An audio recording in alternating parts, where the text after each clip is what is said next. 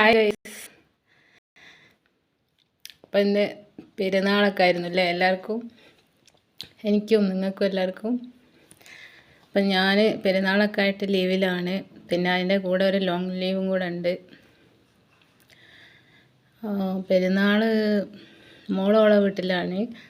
അവൾ വിളിക്കുകയും മെസ്സേജ് ഇടുകയൊക്കെ ചെയ്യുന്നുണ്ട്. ഓളെ വീട്ടിൽ കുറേ ജോലിയും കാര്യങ്ങളൊക്കെ ഉണ്ടല്ലോ.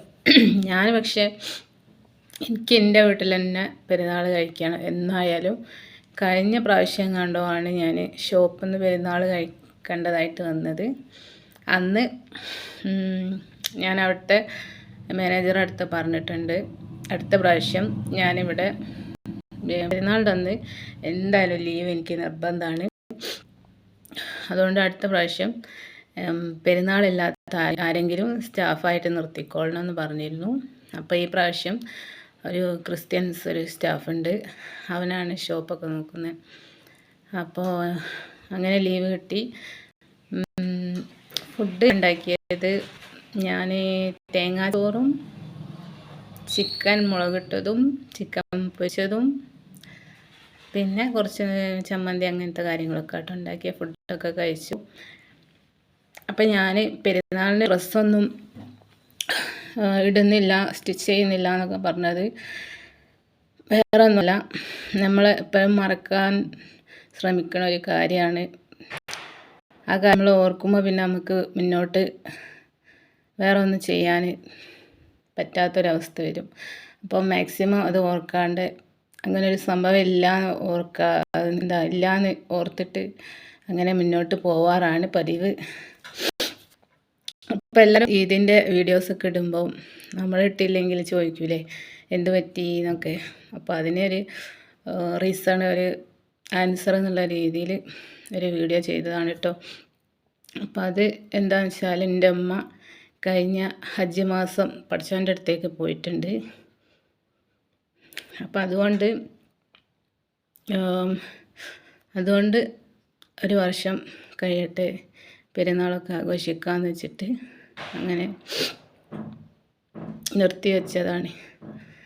അതിൻ്റെ ഒന്നും ആവശ്യമില്ല, നമുക്ക് വേണമെങ്കിൽ പെരുന്നാൾ കഴിക്കണവരും ഉണ്ട് കേട്ടോ. അപ്പോൾ എന്താ അറിയില്ല, അതങ്ങനെയാണ്. അപ്പോൾ അതാണ്, ഡ്രസ്സൊക്കെ അവിടെ തന്നെ ഉണ്ട്.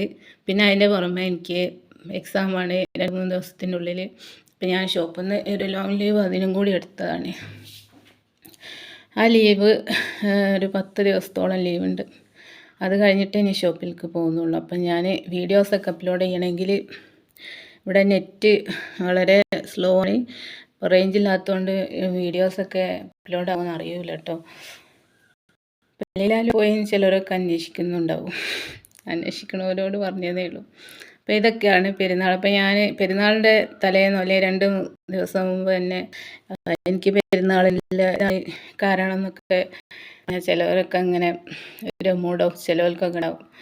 അപ്പോൾ അത് വേണ്ടാന്ന് വിചാരിച്ചിട്ടാണ് പെരുന്നാൾ കഴിഞ്ഞിട്ട് പറയാമെന്ന് വിചാരിച്ചത്. ഇപ്പോൾ ഏകദേശം വൈകുന്നേരമൊക്കെ ആയില്ലേ, പെരുന്നാളിൻ്റെ ആഘോഷങ്ങളൊക്കെ കഴിഞ്ഞു. അപ്പം ഞാൻ രാവിലെ ഫുഡൊക്കെ ഉണ്ടാക്കി. പിന്നെ രാവിലെ കുളിയൊക്കെ കഴിഞ്ഞതിന് ശേഷം, പെരുന്നാൾ നിസ്കാരം കഴിഞ്ഞതിന് ശേഷം ഫുഡൊക്കെ ഉണ്ടാക്കി. രാവിലെ പത്തിരിയും കോഴിക്കറിയും കഴിച്ചു. അതിൻ്റെ ശേഷം തേങ്ങാച്ചോറും കോഴിക്കറിയും പിന്നെ ചിക്കൻ പൊരിച്ചതും അങ്ങനെ ഫുഡ് കഴിച്ചു. മോള് വിളിച്ചപ്പം പറഞ്ഞു ഒക്കാട ബിരിയാണിയാണെന്ന് പറഞ്ഞ്. അങ്ങനെ ഒക്കെ റാഹത്തായി, അൽഹംദുലില്ലാ. അങ്ങനെ പോയി. പിന്നെ ഞാൻ ഫുഡൊക്കെ ഉണ്ടാക്കി വെച്ച് ചായയൊക്കെ കുടിച്ചതിൻ്റെ ശേഷം നമുക്ക് തലേന്ന് നോമ്പ് പറ്റതിൻ്റെ ക്ഷീണം ഉണ്ടാവുമല്ലോ, അപ്പോൾ ആ ക്ഷീണം മാറാൻ വേണ്ടിയിട്ട് ഒന്ന് കിടന്നുറങ്ങി. ഒരു 11 മണിയൊക്കെ ആകുമ്പോൾ ഒന്ന് ഉറങ്ങി. എന്നിട്ട് ഒരു മണിയൊക്കെ ആകുമ്പോൾ എണീറ്റു. പിന്നെ ഒരു 2 മണി വരെ അലാറം വെച്ചിരുന്നു കേട്ടോ, പ്രത്യേകിച്ച് പരിപാടിയൊന്നും ഇല്ലല്ലോ. അപ്പോൾ 2 മണി വരെ അലാറം വെച്ചിട്ട് ഞാൻ 12:30 ആകുമ്പോഴത്തേന് എണീറ്റു. പിന്നെ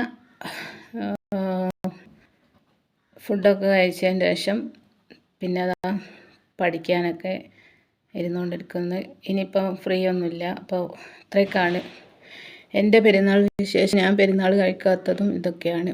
അപ്പോൾ നിങ്ങൾക്കെല്ലാവർക്കും ഈദ് മുബാറക്ക്. വീഡിയോ ഇപ്പോൾ അപ്ലോഡ് ആവുമോയെന്ന് അറിയില്ല, റേഞ്ച് ഉണ്ടോയെന്ന് അറിയില്ല കേട്ടോ. അപ്പം വീണ്ടും കാണാം വേറൊരു വീഡിയോ ആയിട്ട്. അസ്സലാമു അലൈക്കും.